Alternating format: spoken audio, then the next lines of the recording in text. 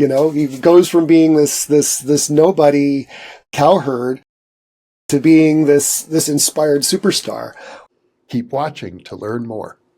Book 3 in the new Thinking Aloud dialogue series is UFOs and UAP, Are We Really Alone? Now available on Amazon. New Thinking Aloud is presented by the California Institute for Human Science, a fully accredited university offering distant learning graduate degrees that focus on mind, body, and spirit. The topics that we cover here. We are particularly excited to announce new degrees emphasizing parapsychology and the paranormal. Visit their website at cihs.edu. You can now download all 8 copies of the New Thinking Aloud magazine for free, or order beautiful printed copies. Go to newthinkingaloud.org.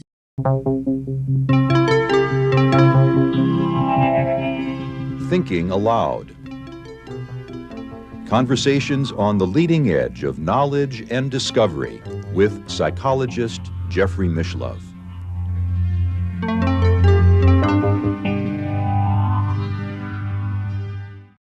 Hello and welcome. I'm Jeffrey Mishlove. Today we'll be asking the question, what is the source of creative genius? My guest is Eric Wargo, an anthropologist who is the author of Time Loops, Precognition, Retrocognition, and the Unconscious, Precognitive Dream Work, and the Long Self, Interpreting Messages from Your Future.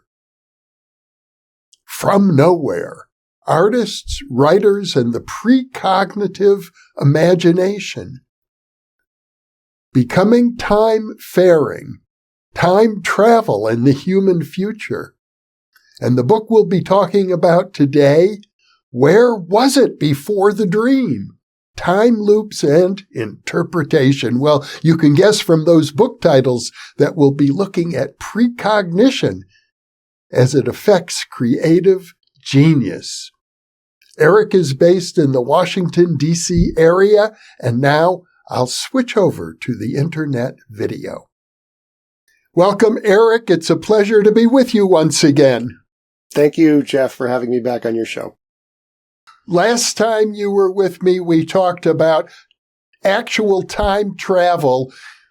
Today, we're going to take a different focus on the subject of time, looking at creative genius. And one of the things that struck me most about your book, your newest book, is the characterization of literary critics as being suspicious people who are trying to deny the creative genius some sort of direct connection to inspiration or even the absolute, even to God as a source of creativity, by saying that it's all a question of reassembling fragments from the past, the way an AI system might create a poem.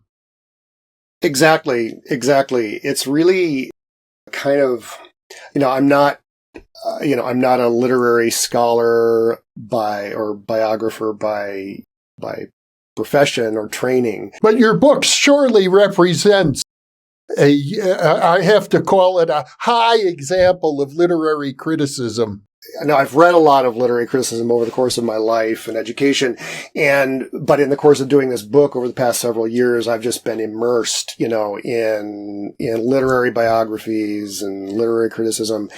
And it is kind of amazing how not just critics, but biographers too, are just, they're so intent on debunking the idea of inspiration, and of genius now this, I guess this has always been true really of criticism, at least since the time of the late 18th, early 19th century, where I start with Coleridge in the book.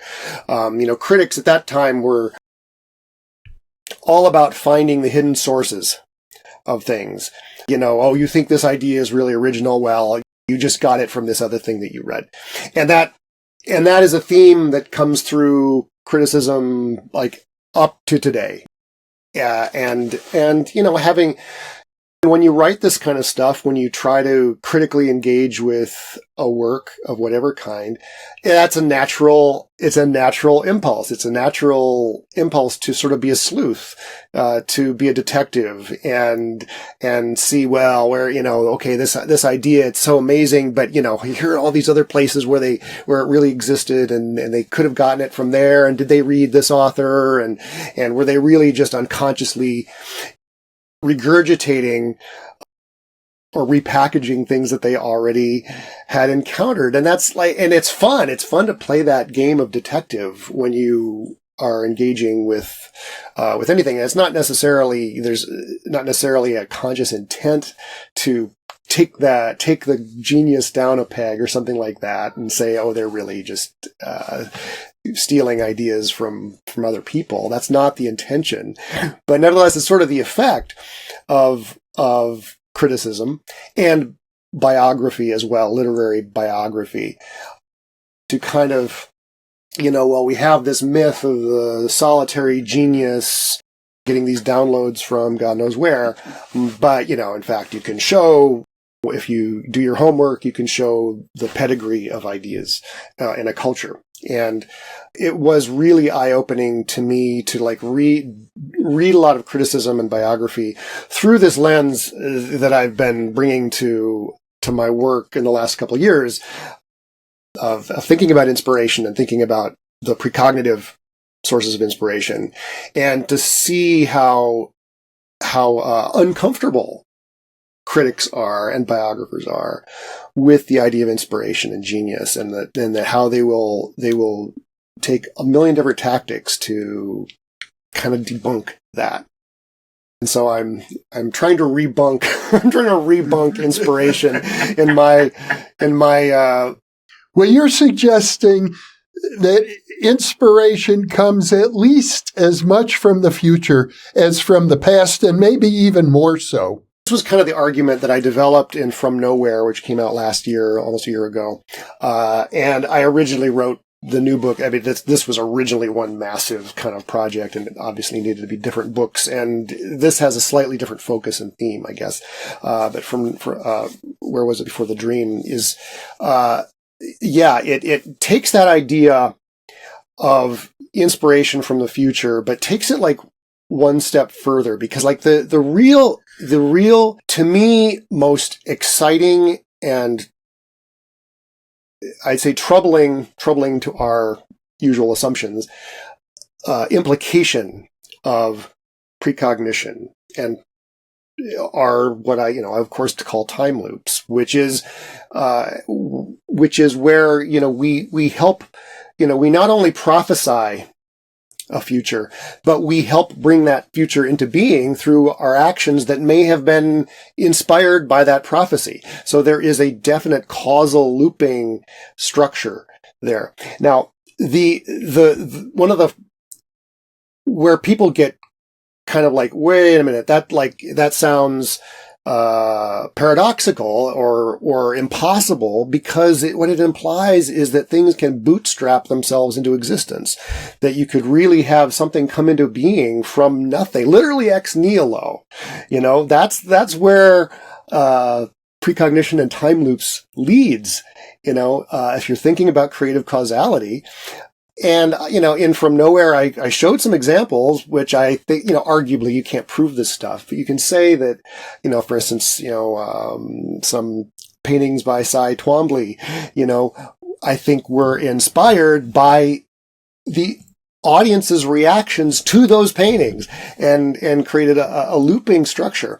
Well, the authors that I focus on in the new book, I think a case can be made that some of their most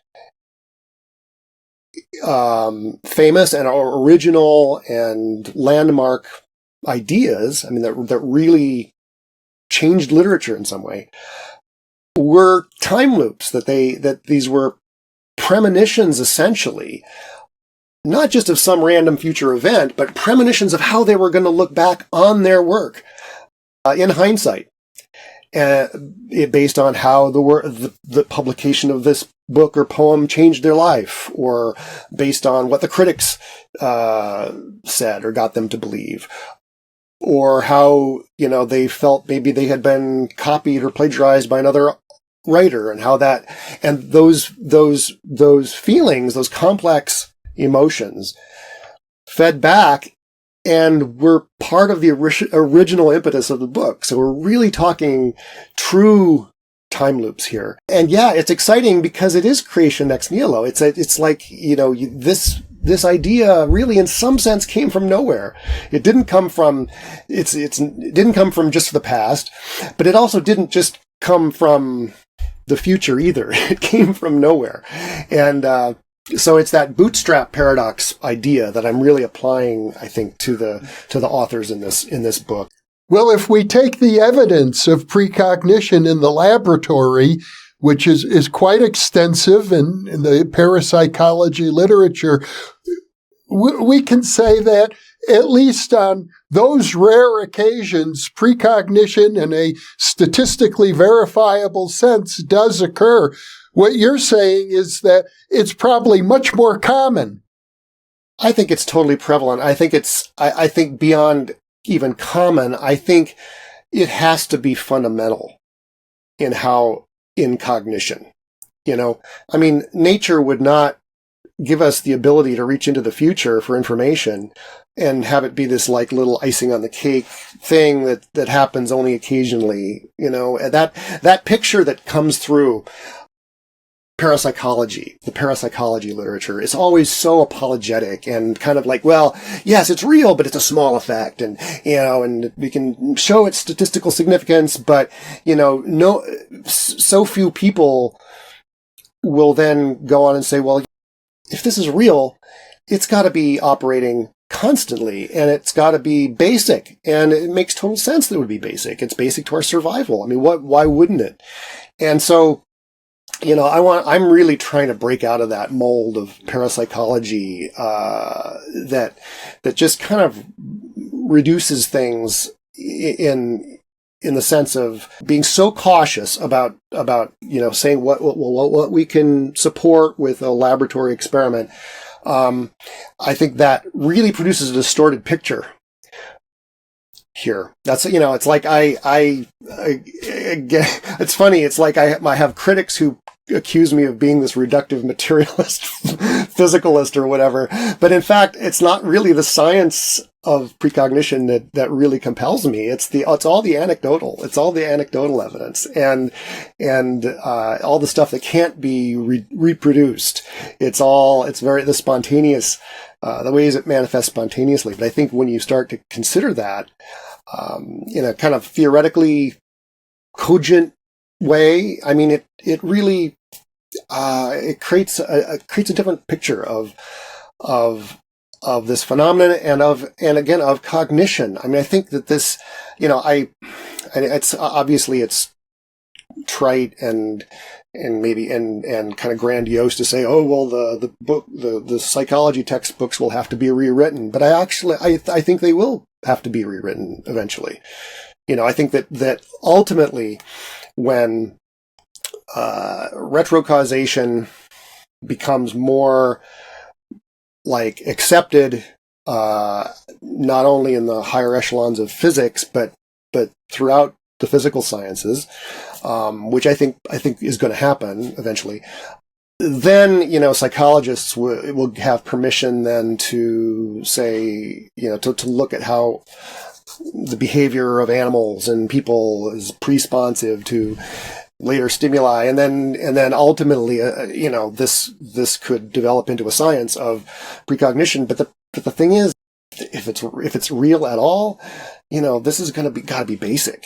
This has got to be basic, and all of our assumptions about how memory works and cognition works that are derived from the Enlightenment and that unilinear causation of the Enlightenment, that's going to have to be all questioned at that point.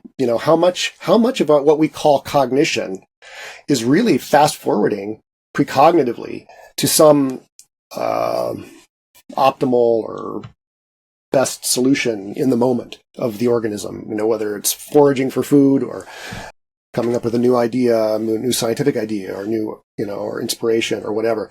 I think it could be just pervasive. One of the interesting points you make in your book is that there seems to be an inherent conflict between the idea of knowing the future and our sense of that we have free will, that we make actual choices, because if the future is knowable, it implies that we can't have free will because we've already decided everything. This is one of the hang-ups, and this is one of the taboos that really keeps this topic kind of sidelined. It's kept it, and as we may have discussed in our conversation about my other new book about time travel, it's kept the topic of time travel kind of out of the main conversation too, for the same reasons. It trespasses this basic idea of free will, and the idea that we can, freely choose things. I mean, you just finally have to accept that, well, there's a phenomenological free will that we cannot escape feeling as if we are agents, free agents, and making our, creating the world through our actions. That's, I don't dispute that. We have that, that's how I experience my life. That's how, everyone experiences their choices. But there's also the cosmological, reality that we live in a block universe.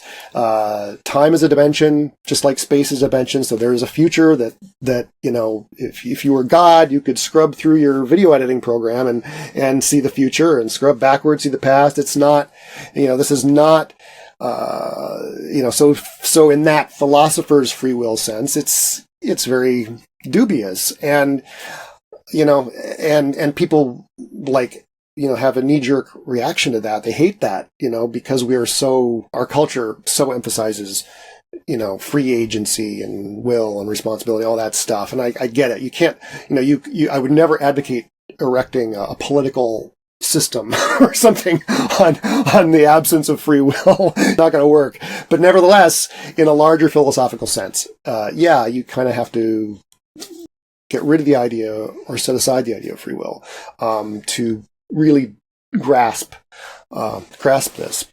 And I also hasten to add, and I've said this, I've said this in a million interviews, I've probably said this on your show too, there's real, actual spiritual rewards awaiting you when you set aside the baggage of free will. It's a very common idea in Eastern religion. Zen experiences, Zen is sort of my tradition. Zen, Satori experiences are often of this kind of blissful awakening to the fact that, I don't have free will. And that's that's awesome. It's awesome not to have free will. It feels great. And you become a better person. Your actions paradoxically become more effective. Imagine, think of a martial artist in the zone, or a fighter pilot. You're not thinking about your free will. You're not making free choices. You're part of a larger machine that is acting effectively and being your best self. Now, I am surprised at this answer from you, Eric, because you also make the point that precognitions tend to disguise themselves in order not to conflict with our sense of free will. The only signals from the future that can reach the past in a being who's going to respond on the basis of that information and try to prevent it, perhaps, or change what they've seen. The only way that information can reach them is in an indirect or symbolic way. And I compare it to I don't know if Einstein actually said this, but it's been attributed to him. The idea that objects take straight lines in curved space-time. It's not that in curved space-time, the orbit of a planet is actually a line. It's a straight line. They're taking the shortest possible path through a curved space-time. I think that's true of precognitive information. It takes the only path it can take, the sort of the path of least resistance, in a life landscape that is curved by our emotions, needs, responses to things. And so, you're never going to have an absolutely clear video quality premonition of an event that you could very easily avert. It's going to be distorted in a way that leads you to that future, that it's kind of pre-presenting. But again, this is an idea that's hard to get across to people. Like, they think, well, what's the point? Let's start by illustrating this with an example. I know you choose Samuel Coleridge's great poem, Kubla Khan. It's one that I learned in high school. I'm sure many of us learned a poem like that in grammar school or in high school or in freshman college courses. It's one of the great poems of English literature, undoubtedly. And the interesting thing is that Coleridge had this year of extraordinary poetic genius. He wrote Kubla Khan and The Rime of the Ancient Mariner, another equally great poem, in the same year. But as my understanding is, the rest of his life, he was known as an outstanding thinker and scholar, but that level of poetic genius never returned. A lot of people have what, it's called a annus mirabilis, or, miracle year, usually earlier in their career when, like, they create their best works. Einstein, 1905 was his what for Coleridge was a 1797, I believe, where just like just a volcano of amazing stuff came out. So that's true in a lot of, creative people's biographies. But unfortunately, Coleridge succumbed to opium addiction, shortly after he created these works. And it's often said that it ruined his genius. I don't know whether it killed his genius, but it made his life so hard, and made him so hard, that it really was, very hard to sort of come back from that. I mean, he was able to generate scholarship, and so on. But, that poetic ability was lost. As I mentioned in the book, I kind of question this idea that it actually destroyed his creativity, because plenty of people have been geniuses and been addicted to opium. I mean, there are a lot of examples of this. One obvious example being William S. Burroughs. And the thing is, but his poetic imagery may have been just too dark. And at that time, you couldn't write the kinds of things that William S. Burroughs was writing in his opium addiction. So I suspect it's more that it didn't kill his creativity or his genius, but it made it too dark and too, he could, at that time they couldn't, have, poems, or writings that were as dark as the 20th century produced. So, that's my hunch. I don't know, but yes, his opium addiction was really, this horrible, horrible thing. Anyone who's been addicted to a drug knows this, and opium is particularly vicious, in terms of what it. And yet, isn't it the case that he, in his preface to that poem, Kubla Khan, he attributed the inspiration to taking I think it was laudanum, which is an opiate? Yep. Yes, and it's one of the really interesting facts about this poem is that, he had taken opium. This is before he had developed a dependency or an addiction to the drug, but he had already been prescribed. It was a prescription drug at that time, and he had been prescribed it, for intestinal problems, and he took it on that afternoon in an abandoned cottage in Nether Stowey in Somerset, England, and fell. He said he sort of fell into a slumber, a reverie, and then woke up with the images of that became that poem. So yeah, it was that the drug was partly of what, gave him the inspiration, for that poem. But interestingly, he was not addicted to it at that point. But I do sort of suggest that may be part of the sort of premonition that's embodied in the poem, a kind of sense of, this thing that I've dabbled with innocently today is in a few years it's going to be a war that I'm going to be fighting. Well, the poem itself evokes the sense of the creative process. If you read it, it talks about an underwater spring bursting to the surface and running through the grounds of Kubla Khan's famous pleasure dome at Xanadu, and then sinking down into the earth, into a lake, an underground lake where the sun never shines. It's very much an image of natural, wild creativity, like just bursting out. And that's, been for a long time, probably because of that poem, our number one symbol of not only creativity, but sort of the unconscious, the power of the unconscious, because it's a subterranean river that suddenly bursts to the surface. And so his dream is giving him this image of what he's in that moment doing, or about, which is being a creative genius and like his unconscious producing something. But the really interesting thing is that after this stream, travels in the open for a couple miles, it disappears again into that subterranean realm again, and vanishes. And that's what I think is the premonition embodied in the poem, because, not only did he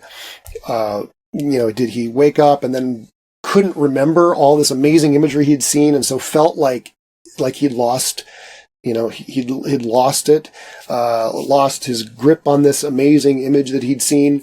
But then, of course, his life then over the next few years was sort of the same thing, the loss of his creativity and his genius, in his own perception. Coleridge, it's interestingly, and this is one of the connections that you point out, was a great inspiration to Mary Shelley, the author of Frankenstein, another work of great creative genius that's had an enormous cultural influence. It's really up there, it's up there with Hamlet, in terms of, I think, influential texts of European civilization.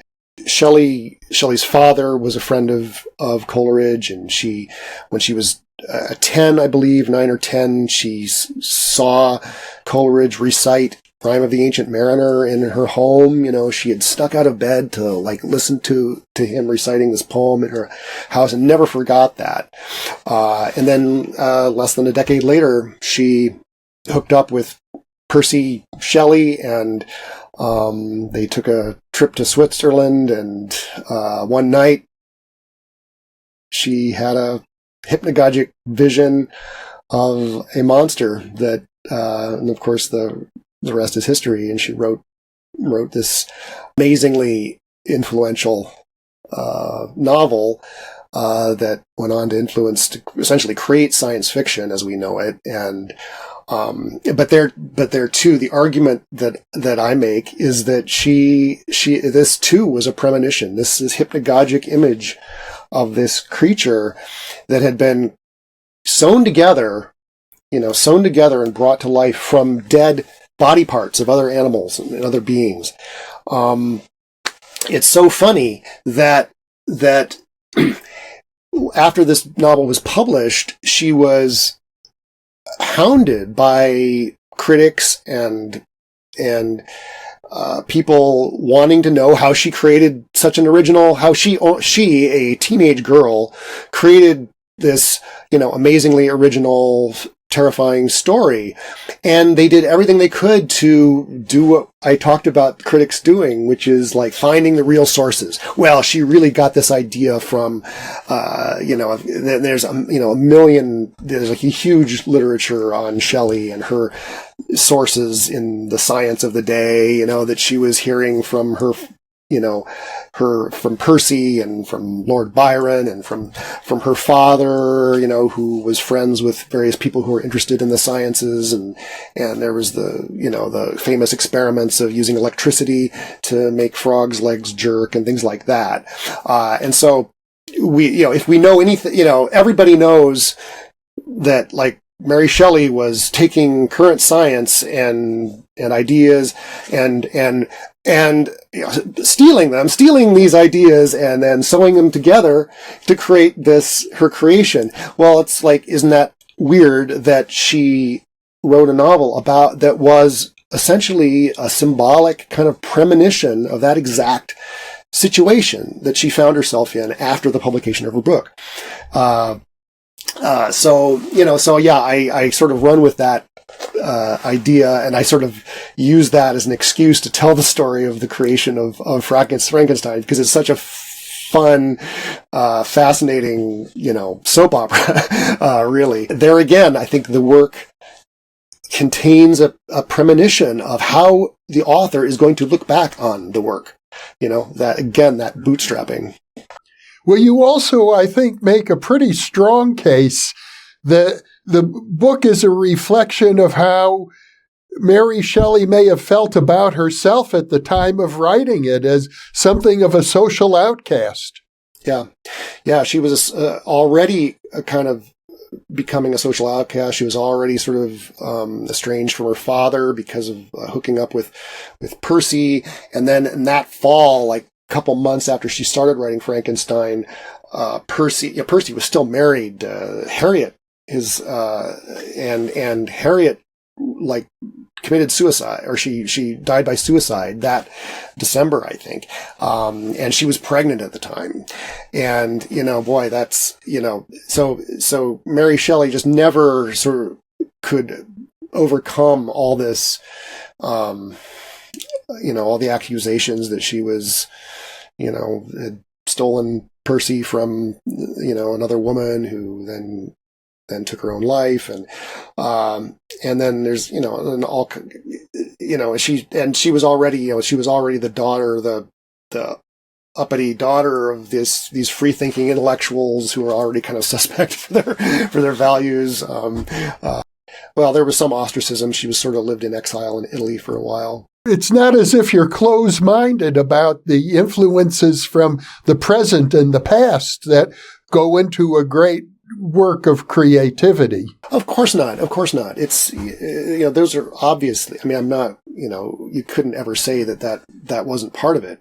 But I think what I am making the argument is that the thing, that special, like, je ne sais quoi, that elevates a work of genius, those are the things that seem to come in those moments of inspiration and that come out of the blue.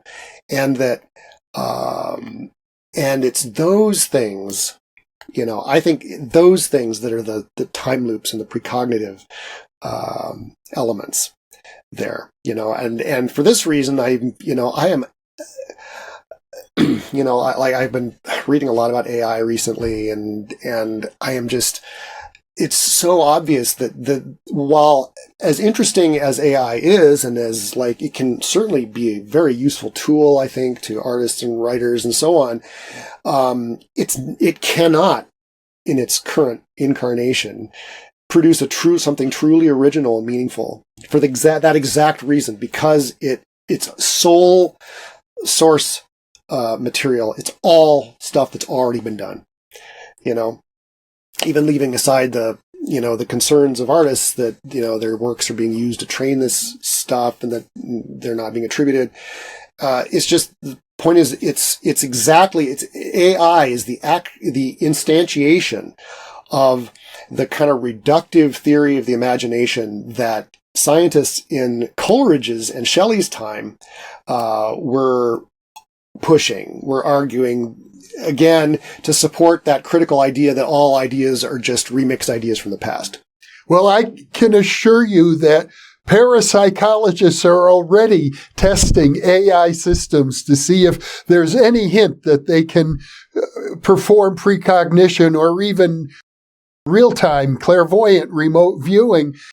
So far, there are no positive results, but the testing is going to continue, and because eventually, I think people in the parapsychology community suspect that AI will become truly conscious, and it will be evidenced in terms of positive scores on parapsychology tests. Yeah, well, good luck. Good luck to Good luck with that. Good luck to them. I just think that's I don't.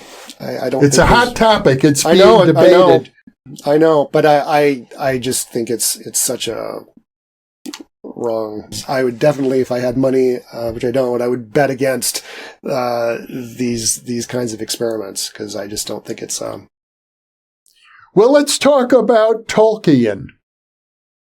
Probably, in fact, you say he is probably the greatest fantasy writer in all of human history. Yeah, I mean, how could you, argue for anyone else? I mean, he's just by virtue of his reach and his fame, today, and his influence. Well, there's Homer. Well, right. I mean, was that fantasy? That was regarded as history, right? I mean, I don't know. I'm not a Homer scholar, so I don't know what the current thinking is about the, how much truth and historical truth is embedded in Homer's writings. But sure, I suppose you I suppose you could say he's more influential than Tolkien. Even mentioned Tolkien in the same breath as Homer says a lot. He was, I think very much an error of Coleridge and thinking, he was really thinking about the imagination and the sources of the imagination and what the imagination was. And he came up with, and his theory essentially was exactly what Coleridge's was, but put in different terms. But he really felt that the imagination was a sort of a semi-divine capacity in humans and it, really created something altogether new. And it wasn't just the reshuffling of stuff from the past, and it sort of was a reflection or refraction, I guess, of God's, ability to create. I sort of focus in on the Hobbit in this, my chapter in this book, but there's, a lot of little evidence in that book that he was prophesying how that book was going to change his life once it was published. And we can get into some specific examples, but it's the funniest one to me is that he had this manuscript, this novel. He never intended publishing it. This was not even part of his whole Silmarillion stuff that he'd been working on since World War I. He's famous for having been creating these languages and creating this whole world, this whole ancient mythology. But The Hobbit wasn't part of that, really. It was set in that world, but hobbits were not like part of his ancient mythology at all. They were basically just these beings that kind of made this ancient world more relatable to his kids, because he wrote this as a series of children's stories for his kids who were young, who were young children at the time.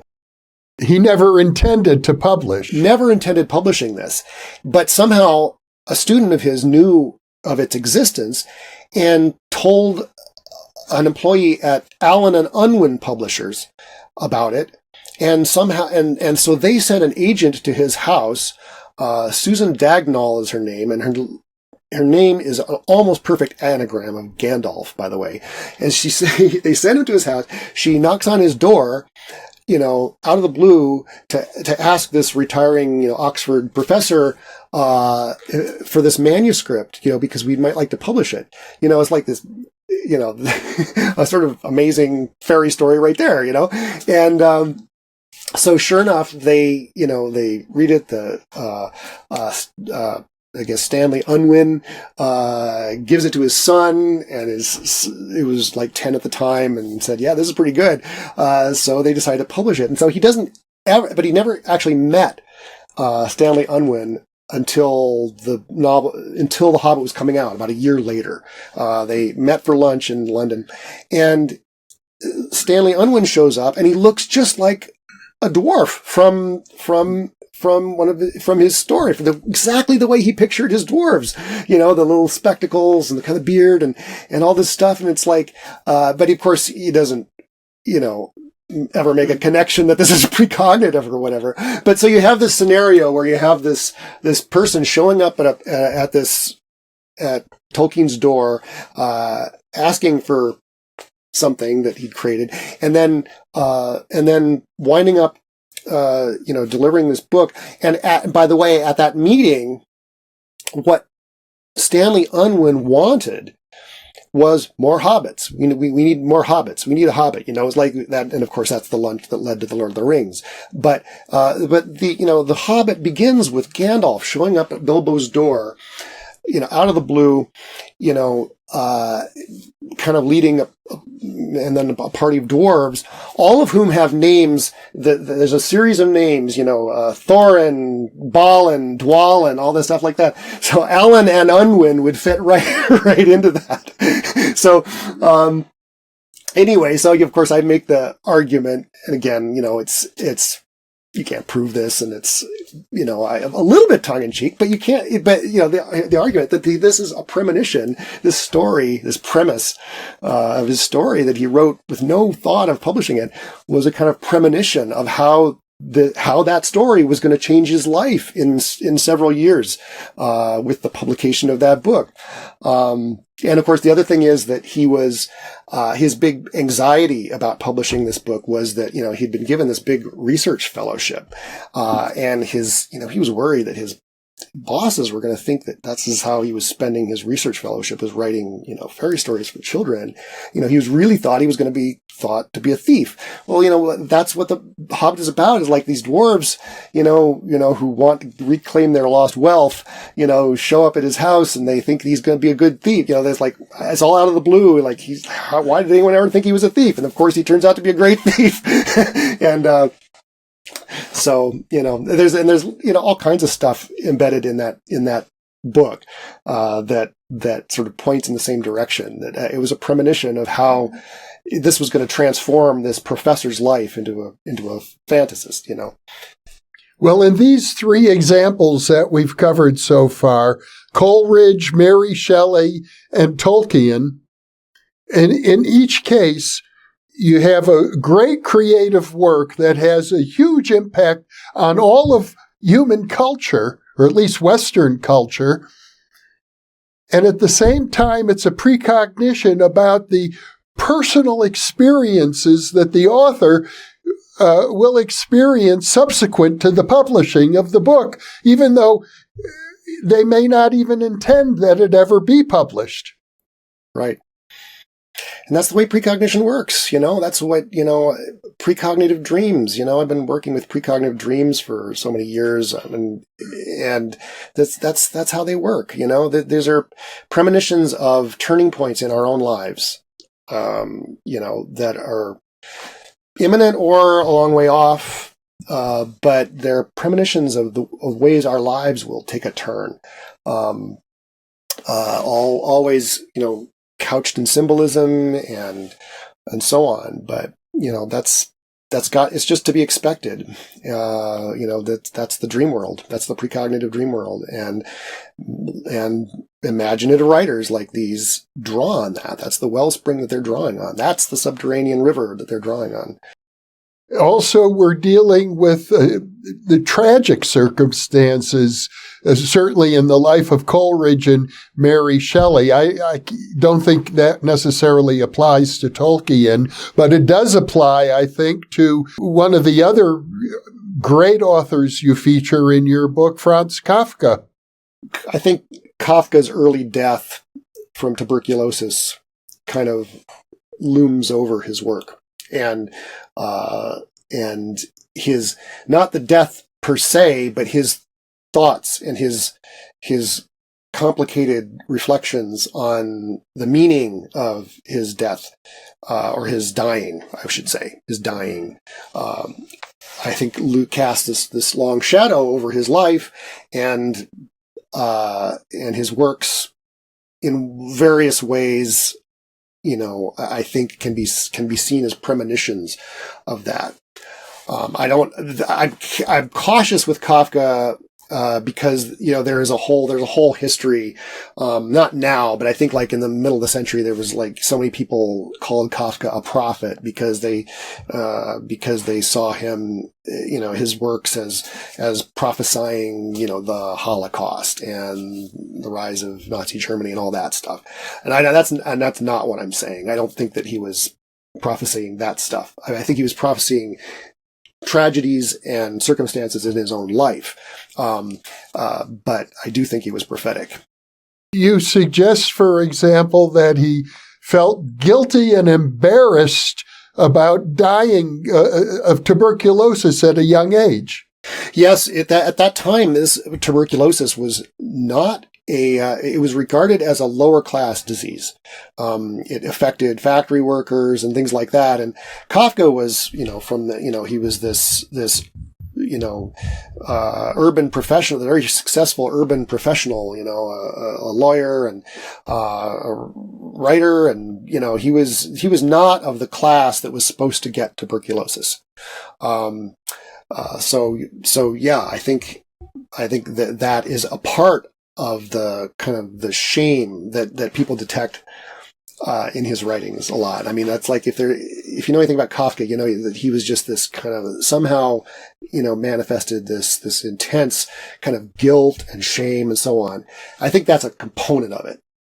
Well, you also had a very interesting analysis of his famous story, Metamorphosis, and I'm glad you made a point of noting that the story is not about a man turning into a cockroach, which is what I have heard over and over again, but a scarab beetle. Right.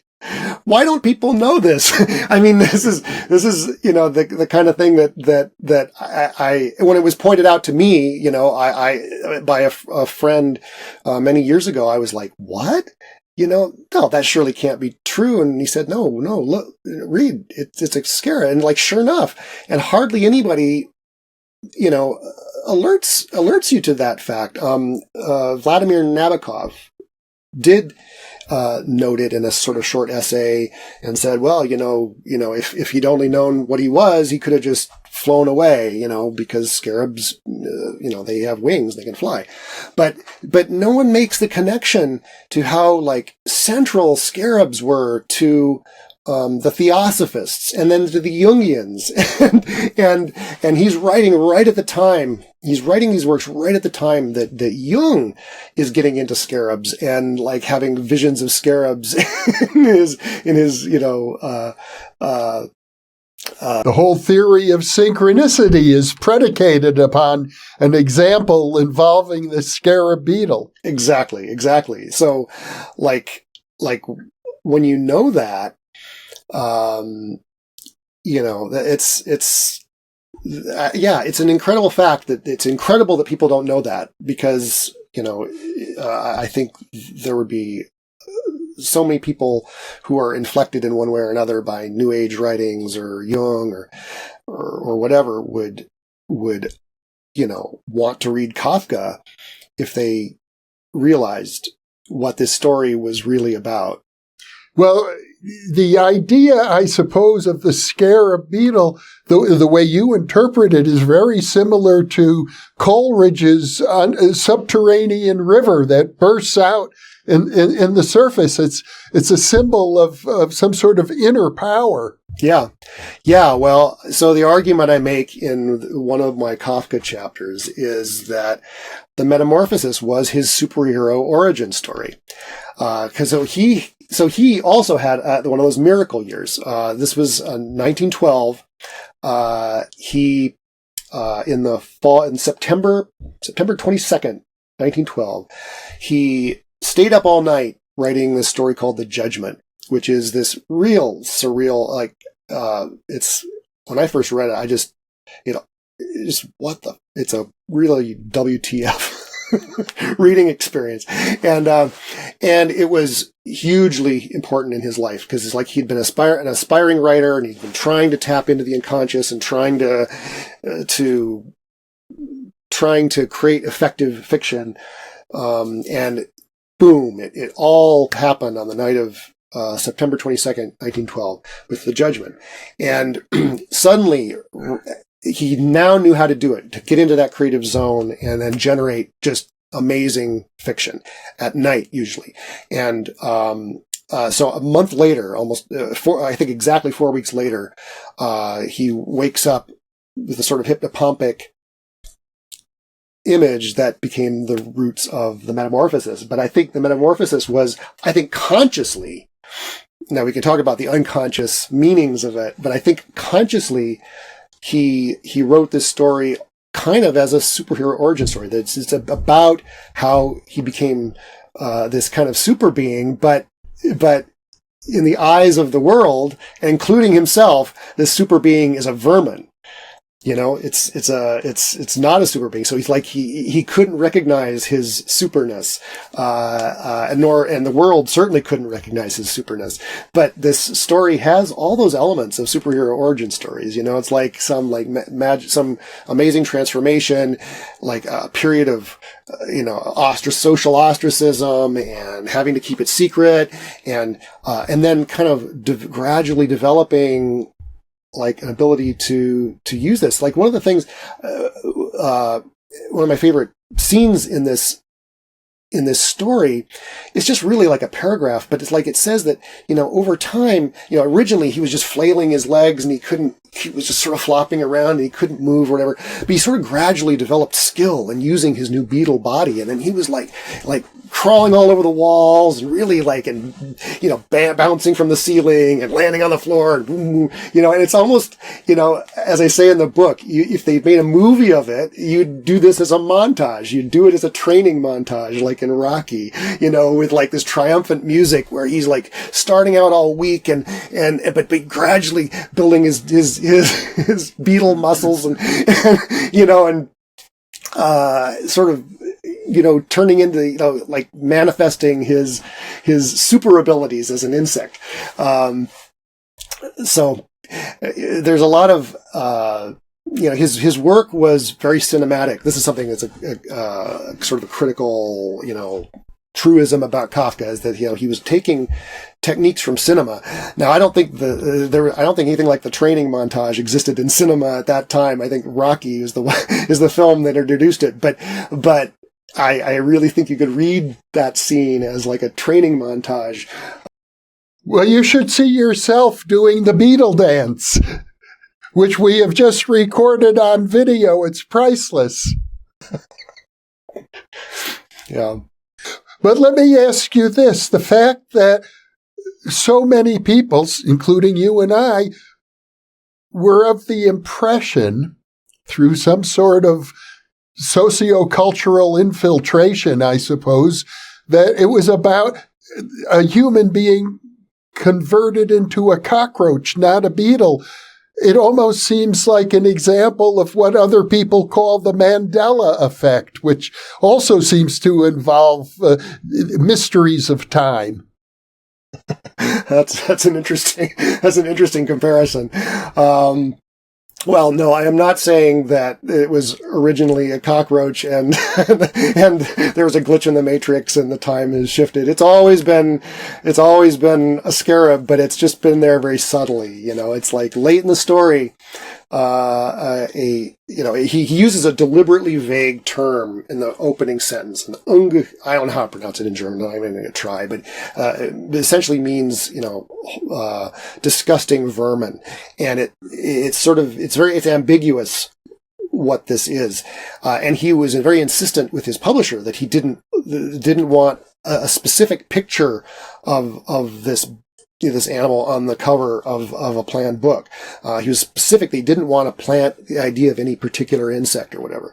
But late in the story, the old maid who comes to clean his room, and she's like the only person in the story who isn't sort of disgusted by him, and she says, "Oh, come here, you old dung beetle, come here, you dung beetle, you," like, and I think people for now more than a century have like missed that he was giving them a reveal there. That again is a cinematic technique, the reveal, the kind of the pan and reveal.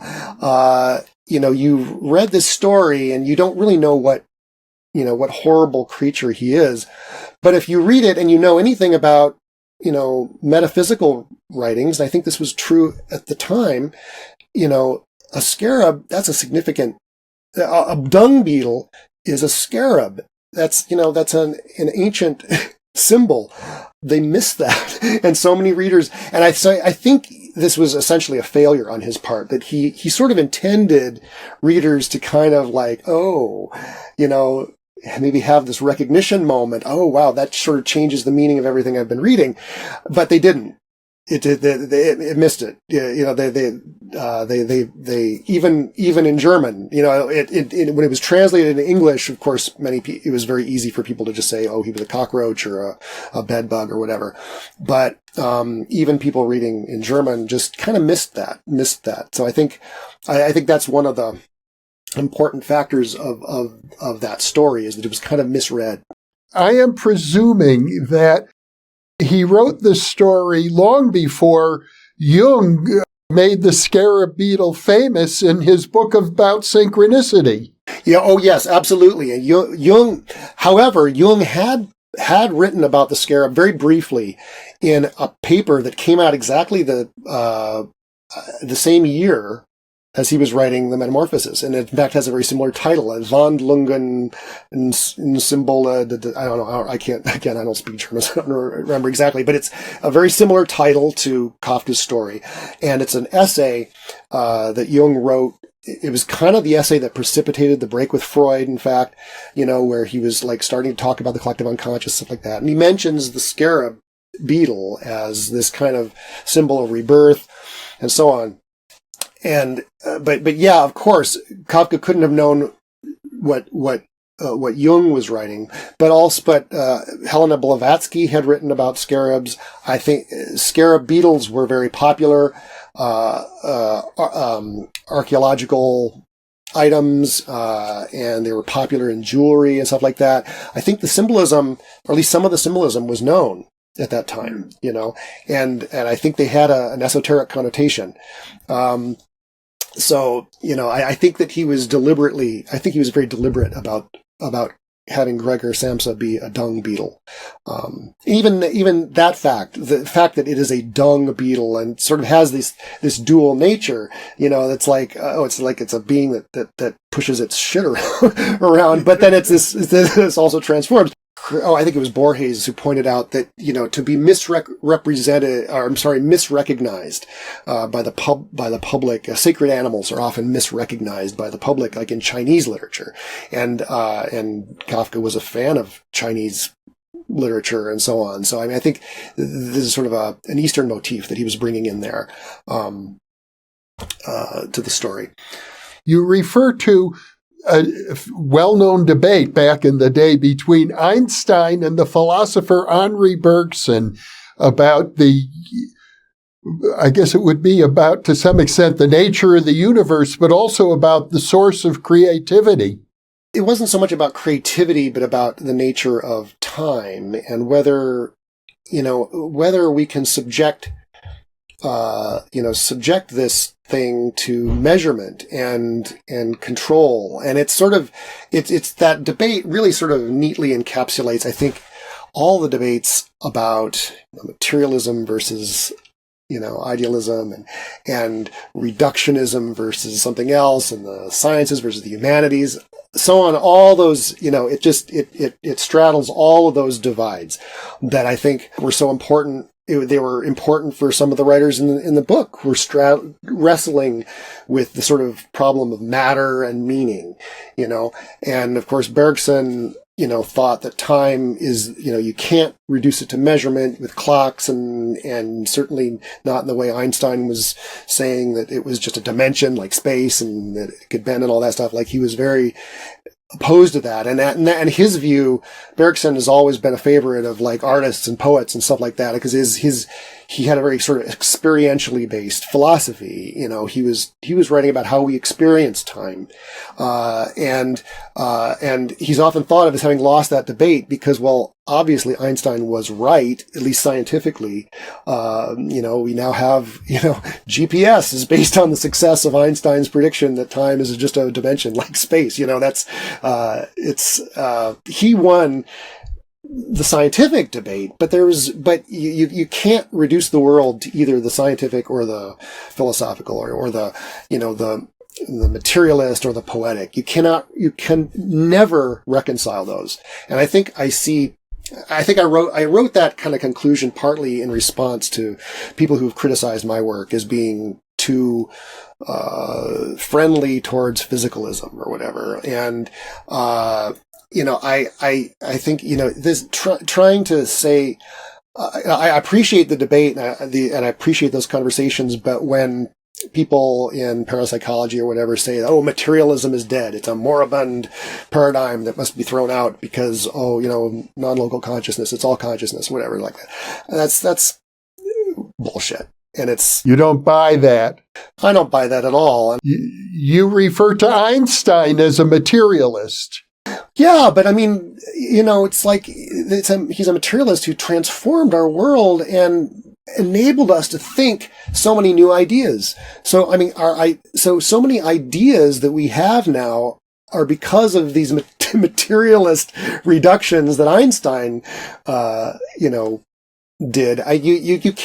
You need both of these perspectives. You need the kind of the scientific reductive physicalist, materialism, as far as I'm concerned, is just a vocabulary. It's just a very high resolution vocabulary for talking about and manipulating the physical world.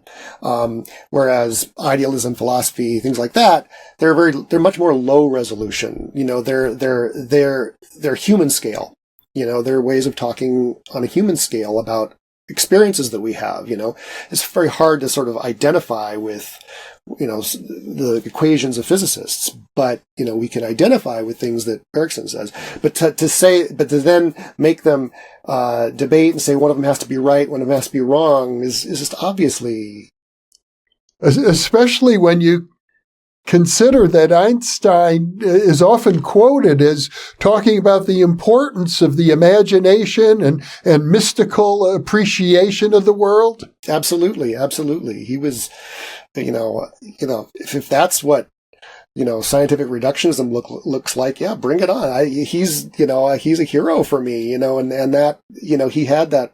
Not only was he a genius to have those insights about time and so on, but he was very humble about his own humanity and the need for the imagination and the role of the imagination in scientific discovery as much as anything else.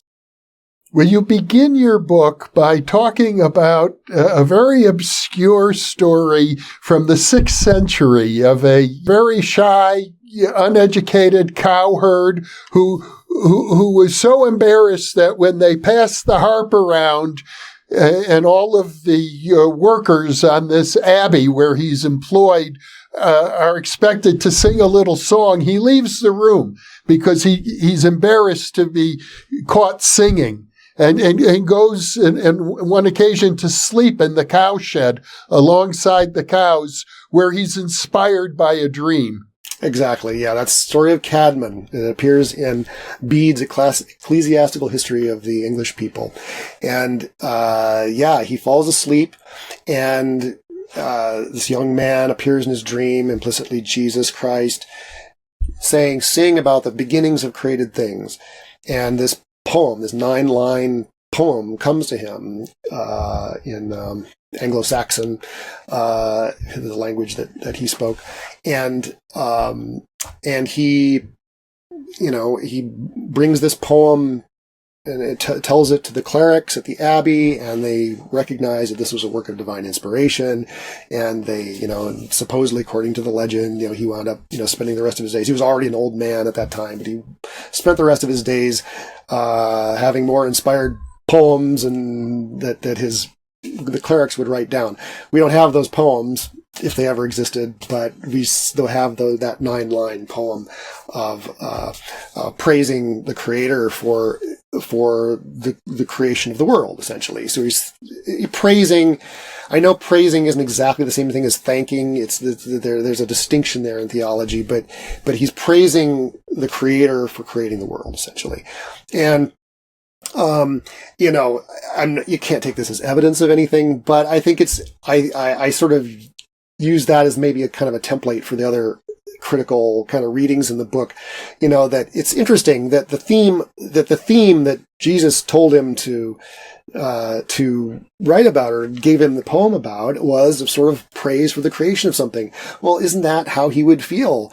Suddenly, he's suddenly, his life has been transformed by this poem. Suddenly, he's the star of this community. He goes from being this nobody cowherd to being this inspired superstar.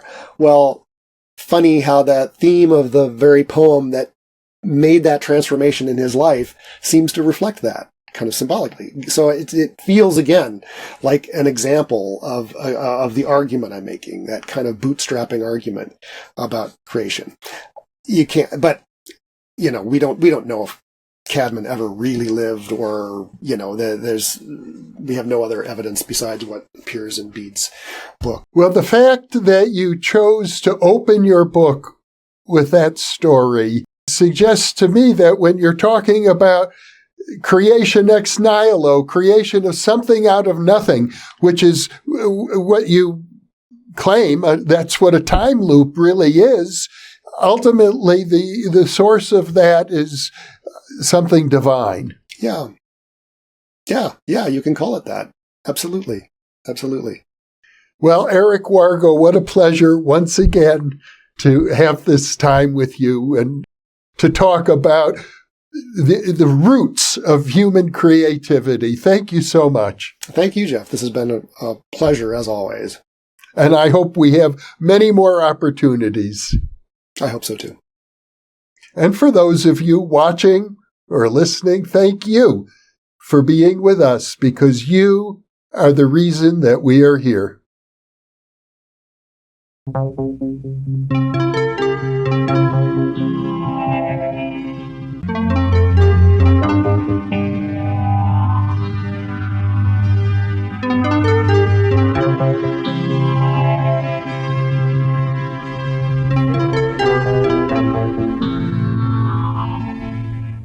Book 3 in the new Thinking Aloud dialogue series is UFOs and UAP, Are We Really Alone?